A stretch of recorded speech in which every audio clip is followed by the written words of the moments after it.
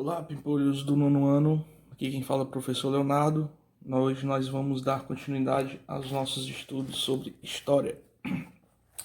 Nas aulas passadas nós estudamos sobre um novo período, né, no Brasil, que foi a chamada Primeira República. Nós vimos, né, o funcionamento dessa esse novo modelo político, né? Anteriormente nós estávamos numa monarquia, né, que teve seu último monarca, Dom Pedro II, que foi derrubado em 1889. Né? Então, a partir de 1889 até 1930, nós temos aí a chamada República Velha. Nós vimos também que essa República Velha ela é dividida em dois momentos, né?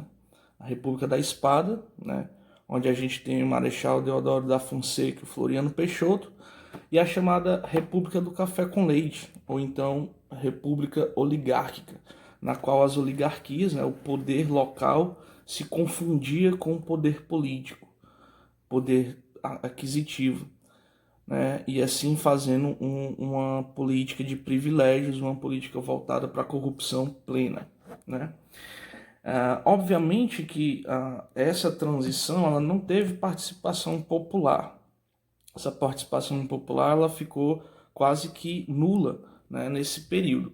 Porém, isso não quer dizer que não houve revoltas populares. Pelo contrário, houve bastante revolta, né?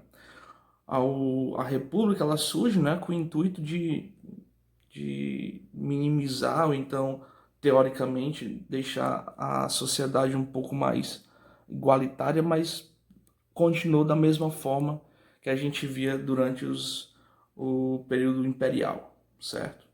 Então, nosso objetivo hoje aqui é analisar, a gente está na página 238, nosso tema é Movimentos Sociais na Primeira República, né? Então, nosso objetivo hoje é analisar quais foram os principais movimentos dessa Primeira República, dividindo ele em dois campos distintos. São as revoltas, né, os movimentos urbanos ocorridos na área urbana e os movimentos rurais, né? Aí dois especificamente que nós vamos ver nesse período que foram muito importantes. Então, dito isto, nosso métier de estudo vocês vão acompanhar através aqui do livro e a gente vai fazendo nossas discussões. Primeira delas que a gente vai abordar aí dentro desse contexto rural, né? A gente vai começar pelas revoltas rurais, é a chamada Guerra de Canudos, né? Aí nós temos um grande personagem chamado Antônio Conselheiro, né? Vamos aqui ver o que é que o livro nos diz. É um movimento popular de fundo religioso liderado por Antônio Conselheiro. Importante esse termo, cunho popular, ou seja, ele foi liderado pelas massas, pela população pobre. Ela não foi, a gente vai ver aqui em outras situações, né, como a gente já viu vocês viram anteriormente, mais no oitavo ano, as várias revoltas que tinham cunho elitista, né, ou seja, a elite, né, predominando. Aqui não, aqui é um cunho totalmente popular. Liderado por Antônio Conselheiro. Ocorreu na comunidade de Canudos, no estado da Bahia. A região tinha muitos latifúndios improdutivos, secas frequentes e uma grave crise de desemprego, sendo todos esses problemas intensificados nos primeiros anos da República. Sertanejos oriundos de toda a região migraram para o Arraial de Canudos através da promessa da salvação divulgada pelo peregrino Antônio Conselheiro. Canudos funcionava como uma comunidade era coletiva, né? Digamos assim. Ela funcionava de uma forma quase que socialista, digamos assim, né? Cada integrante desempenhava uma determinada tarefa que contribuía para o funcionamento pleno da comunidade. Em pouco tempo, a comunidade cresceu consideravelmente. E isto se deveu principalmente à realidade da população sertaneja naquele momento, principalmente por conta dos coronéis. Então você vê uma migração, você vê é muito importante também o foco nessa questão religiosa. Você vê um líder religioso, né, prometendo uma vida melhor para esses sertanejos, e esses sertanejos estão indo. E isso vai ocasionar três grandes problemas, né? A gente vai ver o problema do próprio coronel, que esse coronel está perdendo força e mão de obra para o Canudos. Temos o problema da República, lembrando que a República tinha sido recém-instalada, né? E nós temos aí o Antônio Conselheiro, né, como um líder único, né? E isso temia a volta da questão da monarquia e tudo mais.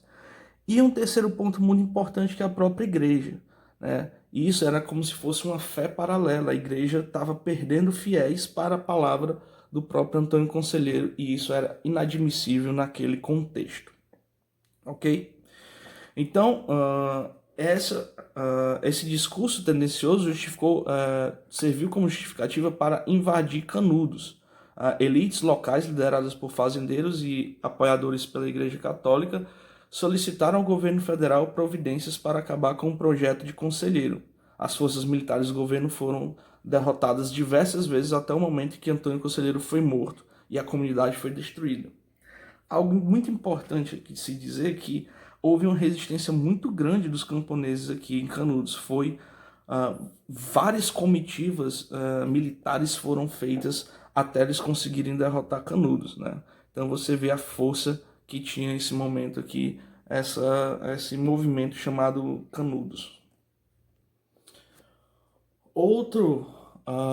Outra revolta que a gente vai citar aqui como uma revolta agrária e também, né, rural e também com cunho religioso, já aí na página 240, por favor, vocês avancem um pouco, é a Guerra do Contestado, né? A Guerra do Contestado, ela foi uma guerra que envolveu uma área de litígio, uma área de separação entre os estados de Santa Catarina e do estado do Paraná, né? Dentre os principais motivos da guerra, podemos destacar a falta de terra para o trabalho dos camponeses e a construção de uma estrada de ferro entre São Paulo e Rio Grande do Sul, que passaria pela região do Contestado. O beato José Maria, claramente contrário à República e aos coronéis da região, denunciou os genocídios ilícitos feitos contra os empresários. Então, aqui mais uma vez, a gente está unindo a questão da fé com a questão das arbitrariedades feitas durante aquele período. E isso culminou numa,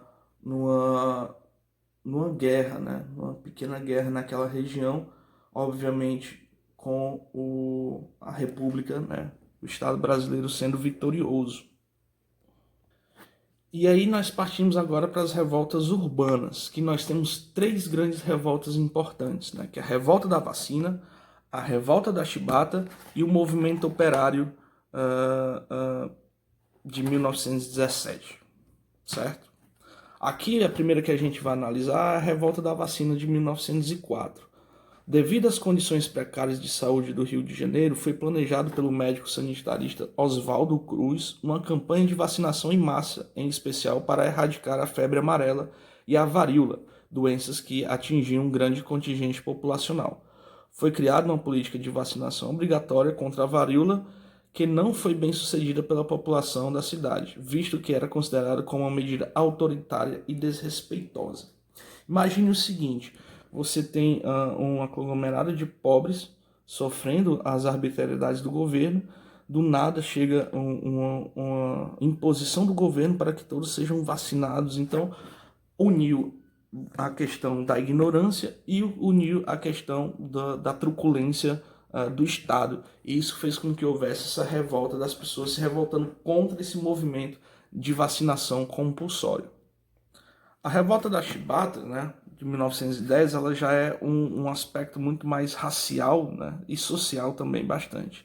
Após a libertação dos escravos, como todos sabem, muitos não tinham para onde ir, muitos foram locados como um trabalho nos navios, né, nos navios da marinha, né, como militares de baixíssima patente. Então esses indivíduos sofriam de diversas formas assédios morais e físicos. Inclusive, daí vem o nome Revolta da Chibata, porque eles recebiam chibatadas, né? Chicoteadas nas costas, E isso fazia com que houvesse uma revolta muito grande, mas ao mesmo tempo não fosse feito nada. Nesse período, João Cândido, né, que era um militar de baixa patente, marinheiro, liderou uma revolta contra a marinha e conseguiram alguns benefícios, ok?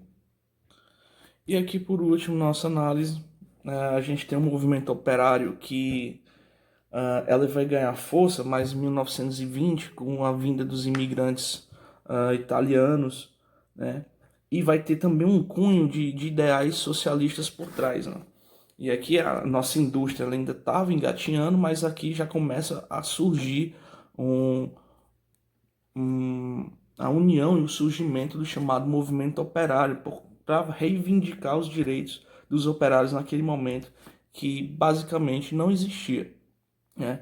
Então, essa aula a gente pincelou alguns dos principais movimentos sociais na Primeira República.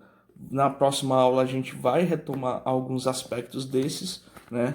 E como atividade, eu quero que vocês façam da página 243 até a página 246.